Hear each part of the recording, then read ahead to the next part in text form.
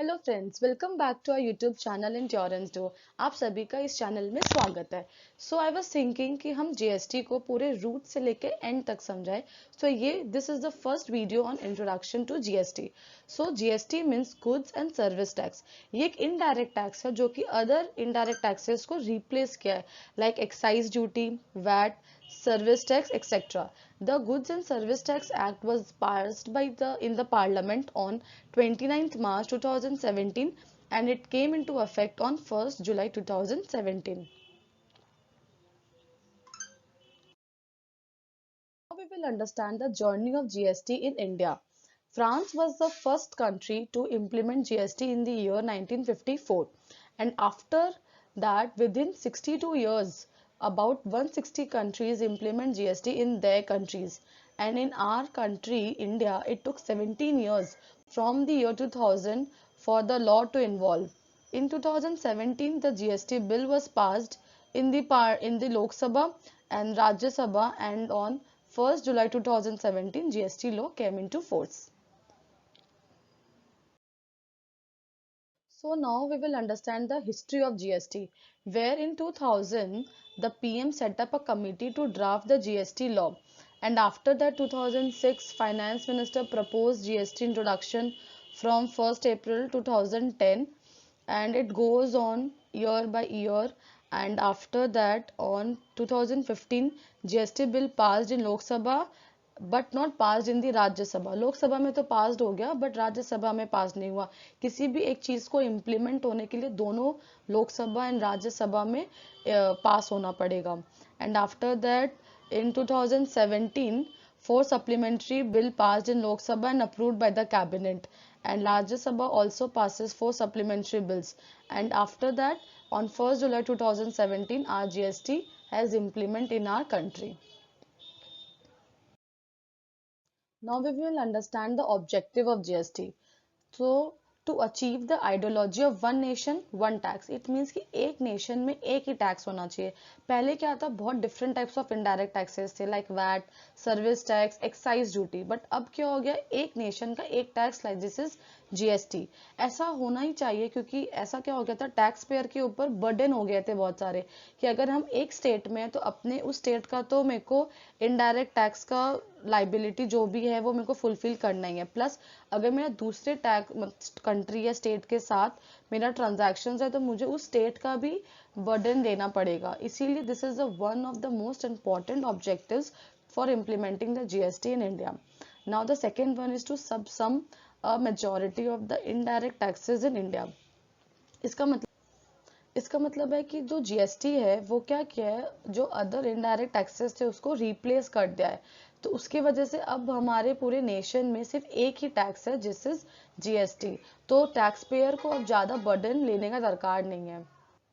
And the third one is to eliminate the cascading effect of taxes. It means कि अगर पहले क्या होता था कि अगर मेरा वैट में क्रेडिट है तो हम उसको मेरा सेंट्रल एक्साइज से या फिर एक्साइज ड्यूटी से सेट ऑफ नहीं कर सकते थे, बट हमारे जीएसटी में ऐसा नहीं है। अगर मेरा सेंट्रल जीएसटी में अगर मेरा क्रेडिट है तो हम उसको खुद से तो सेट ऑफ कर ही सकते हैं, प्लस हम आईजीएसटी से भी सेट ऑफ कर सकते हैं, जिसके बारे में हम आगे श्योर फॉर श्योर बताएंगे।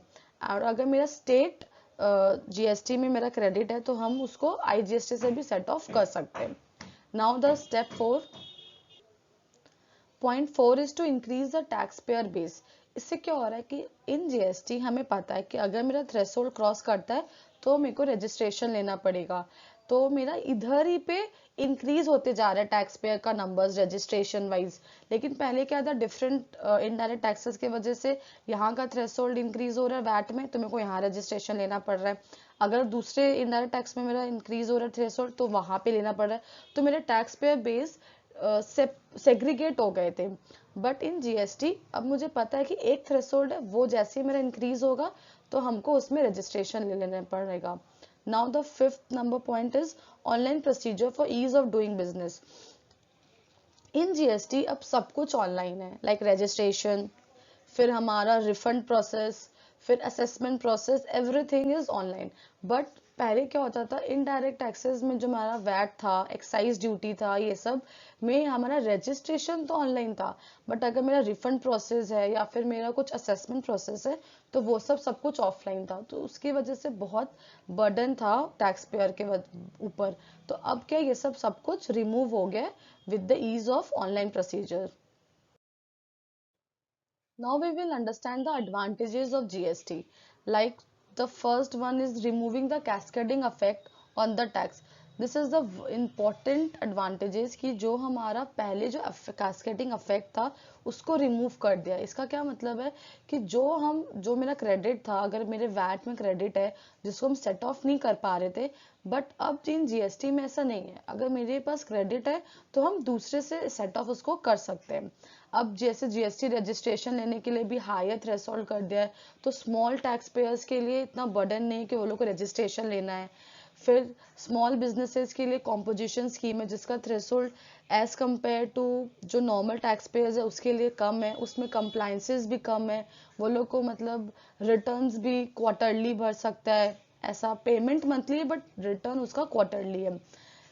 And now increase efficiency in logistics, मतलब ट्रांसपोर्टेशन में भी वो लोग ई वे बिल जो लेकर आया है वो सबसे बहुत वो लोग का जो बिजनेसेस है वो इजीली चल रहा है। ओके, हम लोग इतना तो समझ लिए कि जीएसटी क्या है, जीएसटी क्यों आया, उसका ऑब्जेक्टिव्स, उसका एडवांटेजेस।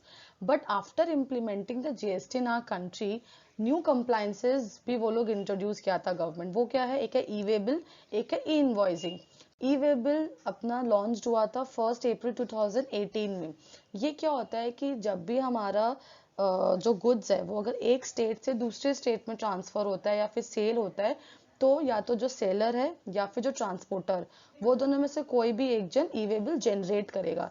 इसका एडवांटेजेस क्या, मोटिव क्या था गवर्नमेंट को ये लाने का? इसका ये था कि जो भी चेक पोस्ट पे जो टैक्स अथॉरिटीज रहते थे उसको चेक करने के लिए, वो रिड्यूस बर्डन कम हो गया, क्योंकि वो जो ई वे बिल जनरेट हो रहा है वो ऑनलाइन हो जाता है। तो टैक्स अथॉरिटीज पहले ही चेक कर सकता है, या फिर जब वो ट्रक आ रहा है तो उस टाइम पे ऑथेंटिसिटी बहुत इंक्रीज हो गया उसकी वजह से, और जिसकी वजह से टैक्स इवेजन बहुत रिड्यूस हो गया। तो ई वे बिल लाने का यही मेन मोटिव था गवर्नमेंट का। मोटिव यही था जिसकी वजह से अब जो आपका ऑनलाइन बिजनेस है या फिर जो मेरा ट्रांसपोर्टेशन है वो अब करेक्ट होगा, और ये लाना भी बहुत इंपॉर्टेंट था for me. Second compliance was the e-invoicing. E-invoicing was applicable from 1st October 2020, and for those businessmen जिसका annual aggregate turnover is more than 500 CR in any of the preceding financial year from 17-18. Okay, and from 1st January 2021 the system was extended जिसका annual aggregate turnover is more than 100 crore. इसके वजह से क्या हो रहा है, वो लोग के QR कोड मेंटेन करना पड़ता है, ठीक है, अपने इनवॉइसिंग पे, और उसकी वजह से क्या हो रहा है, वो जो डायरेक्ट एंट्री हो रहा है ना अपने सॉफ्टवेयर में, वो रिफ्लेक्ट करता है अपना GSTR 1 का, जो जीएसटी पोर्टल में GSTR 1 हम लोग फाइल करते हैं उसमें। तो उसकी वजह से हमारा जो मैनुअल ह्यूमन एरर है वो रिड्यूस हो जा रहा है। कोई भी बिल आपका मतलब गलत नहीं जाएगा या एक्स्ट्रा नहीं हो पाएगा। तो ये वजह से आपका बहुत ही बिजनेस इजीली चलेगा और कोई भी ह्यूमन एरर्स नहीं होंगे। So thank you for watching this video. Hope you will have some knowledge from this video, and for any queries you may mail us at sajdadb@gmail.com. Please like, share and subscribe to this channel. Thank you.